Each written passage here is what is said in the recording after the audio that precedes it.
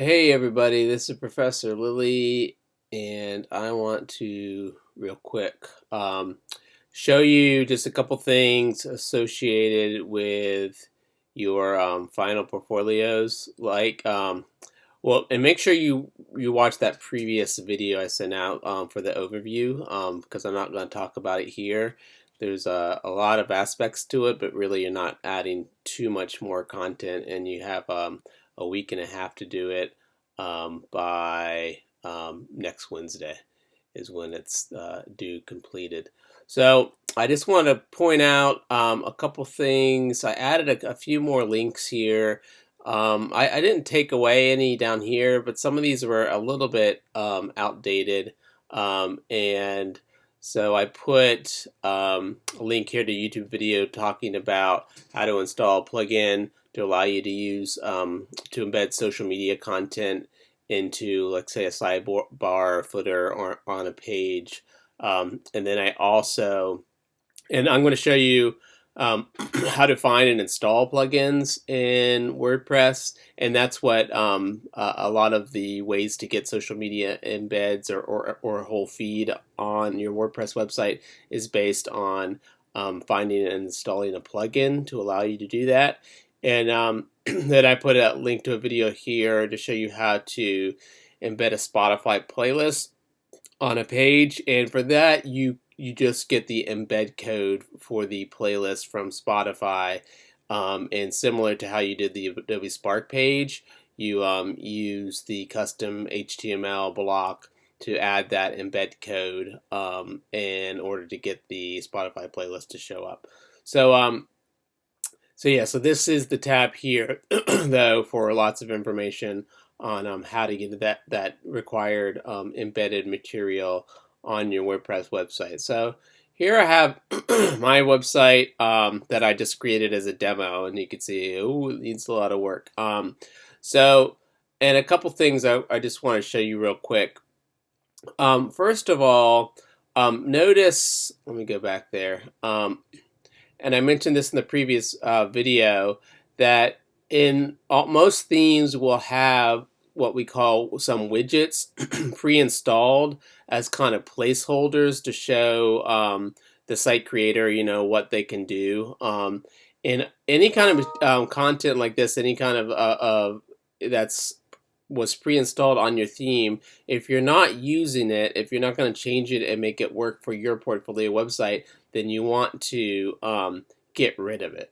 Okay, and so let me show you quickly how to do that. And then you also actually might want to put certain things in your sidebars, your sidebar or your footer. So to do that, you just go to, most of you should be familiar with how to change your theme and then customize your theme, and then also widget, or rather your menus, but perhaps some of you haven't played around with the widgets yet. So click on that, and WordPress has a whole bunch of widgets that are kind of available.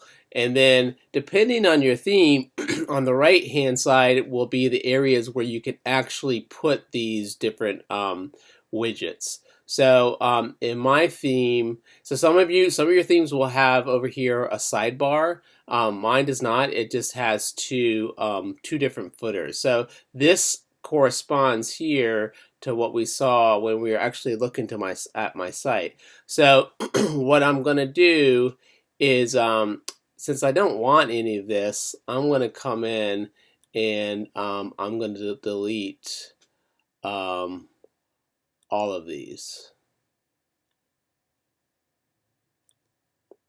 And another way you can just do them, sometimes you could just throw them out like this. There we go, it's easier.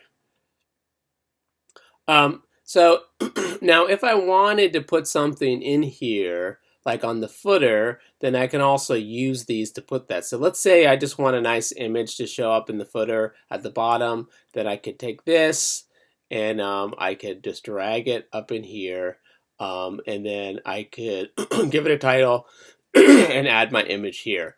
Other things you could put in there, if you have a sidebar, for example, is you could put a video embed that would show up. And generally the sidebars this would be for every single page on your site. So some themes only have sidebars on the main page or secondary pages. And and then also, so I could also put my Spotify playlist here because remember I said that it was a custom HTML. So I could go and paste my embed code in here, and it would be then added to my footer here. And same thing with the gallery. I could add a nice nice photo gallery as well. So anyway, this is just where you control that under appearance, widgets, and again for certain themes, we'll say sidebar here if your theme does have a sidebar. Mine only is offering a footer. Okay, so I got rid of everything, and then I would just maybe add my Spotify playlist or some other kind of embed here in the footer, and then if I go to actually look at my site, you'll see that all that stuff is gone. And right now I haven't set that custom HTML, so even though it's hiding here as a possibility, nothing is there. So this looks, granted I don't have any content yet, but this looks way better than all that prefabbed kind of placeholders that aren't being used. So you don't want me to, when I go to grade, to see a bunch of placeholders in your sidebar or your footer that you haven't bothered to deal with it. Okay, so then and one thing to note about the widgets is that some plugins, when you activate them, will throw some options into the widgets. So if I went to widgets and I'd installed a social media plugin, then all of a sudden some aspects, like some options for that social media plugin, would show up here. So it might show, say, Instagram feed, and then I would drag it over to my footer or add it to my sidebar. So that's one thing that some of the plugins do, is they'll add options here for widgets to put in your footers or your sidebar. Okay, so let's go to plugins. And so plugins basically are a way for you to offer or install advanced features. Like you could install, if you had a small business website, you could install e-commerce options for people to be able to purchase things on your website. And there's more complex calendars and all sorts of things that you can do to add-ons as you begin to develop your site and have perhaps a more complex website. For portfolio sites, there's not too much you might need to do, except for if you want to do social media. And also, everyone's gonna add a plugin in order to do your contact form. So to start off you would go to add new, and then basically you're linking into the WordPress.org archive of approved plugins, which means that they shouldn't. It doesn't mean that there aren't some in there that are kind of hacker created. As corny as that sounds, it's true. Plugins can be used to get into your site. But WordPress.org has gone through them and tried to verify that they are they're legitimate. And when you look at the email, I mean the video for social media, you will see certain recommendations for social media embeds. I'm trying to, like, this is one that's popular. The Smash Balloon photo feed for Instagram is popular. So anyway, do some research and figure out which, if you decide to do Instagram, again, you have to do it for a public Instagram account or public Facebook, which plugins you want to use. In the video that I provided on Moodle, it provides a particular suggestion of which one of these to use, because you do have to install one of these and set it up in order to get those feeds on your website. So I'm not going to do that now, but this is where you would do that. But instead, I'm going to show you how to do the contact form. And one that is good and simple is the contact form 7. Here it is. Oops, let me just go for contact and see if I find it. Okay, so that's the one I recommend. I tried installing this one just to play around, and it's popular, as you can see. It has a whole bunch of active installations, and but it does kind of it is more complex, and it's kind of driving you, encouraging you to pay for it. And obviously, you don't want to do that. And forms can be used for lots of other things too. So if I had an e-commerce website and I want to gather data or just information on someone, so I can mail the a product to them, then I need their address and I need their name and telephone. So forms are just basically ways for people to enter in information and send it to you. Sometimes it goes to a database, or sometimes it would go into your e-commerce app, or sometimes it's just an email to you. So for us though, I recommend just using this contact form 7, and I'm going to install now. And then activate it, and it'll send. And WordPress has already put in a couple of WordPress, like this AskMet anti-span is already active, and so here we have the contact form, and let's check out the settings here. Okay, and so what they've done is, when the reason I like it is you can go in and you can edit this contact form here, and change. And what they're using code that's going to go into a particular page, and you can play around with this, but it's automatically already going to be designed to send an email to your site admin. So if you remember, under settings down here, you have a site administration under your email. You might want to go in and just double check and make sure it's not set to me, because I'm the Bluehost administrator, but it shouldn't be. But you can go to settings and make sure that your email is set up, your email address, and not mine. And you can change some of these things if you want. It's up to you. But this is basically just the email that people are going to be asked to fill out, and then it's going to be sent to you. So let me go back to my contact form. So this here is how you embed it, and this is called a short code. And basically, it allows users to create codes that are associated with different plugins. And you have to basically place the code on a post or a page, or in a sidebar through your widgets, and in order to tell WordPress where you want these different things to be. So in this case, this is an email form, so I have to tell it I want it to be in this page. So I'm going to copy this short code. I'm going to come over to my pages.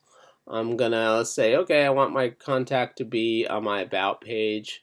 I'm going to go in and edit it. And then I'm going to come back. Well, actually, I was playing around here before. So I already went and, let's see, I don't need 2 of these. But in the block editor, you can just search for short code. So there's a block called short code. And it looks like I actually already did this here. But let's say I hadn't done it here. I would just go to block, search for short code, add the short code block. There would be nothing in here. And I come in and I paste the contact here. Okay, I'm going to hit update, and then let's go ahead and preview it. I think there's a video that I put in here that I just randomly took from YouTube in order to show you how to do the YouTube event. But there it is. Here it is. So simple contact form that someone can type in their name, their email, a message to you, and hit submit. So again, just make sure that your email is set up as the your WordPress website administrator email address. So it will be sent to you, and go ahead and you can test it and see if it works. And this is what you're required to have somewhere in your site, presumably, or actually no, specifically on your contact page, because one of the requirements is that everyone has to have a contact page. Okay, so there it is. So that's the one that I would recommend installing, is the Contact 7 form, because it's just designed for contacts. And like I said, there's other types of forms, and so some of the other plugins are more complex and might be more difficult to use because they want you to pay for it. Okay, so again, it's just important at this point, and this is one of the purposes behind some of these aspects, the guidelines or requirements rather, for the final portfolio website project, is just for you to learn some of the more powerful aspects of WordPress and be familiar with what plugins are and how to deal with widgets to add content to sidebars and footers. Okay, so again, make sure you go through the use these tutorials here. Remember your final tutorial journal. It's only going to be for everything since doing Thanksgiving Spark page. So it's going to be the Thanksgiving Spark page, and it's going to be this final project. So basically the last 3 weeks. And you're going to submit that in the final exam. Okay, so you don't have to worry about now, but you might want to be writing things down as you use these tutorials. And then also, if you find anything extra or anything else online on YouTube or Google or whatever, and you use it, then copy that and paste that into your journal and tell me how you used it. Okay, and so I will see everybody next week at the critiques next Tuesday. So try to show up to your whichever class session you were originally scheduled for the 10:50 a.m. morning, Tuesday, Thursday, or the one that started at 2:30, and show up to that one. And we're just going to do small group critiques, and I'll also open it up to any questions about the final exam, but I will send you a separate video next week about the final exam and just talking specifically about that. Okay, so have a great weekend. If you have any specific questions, just email me. Okay, thanks.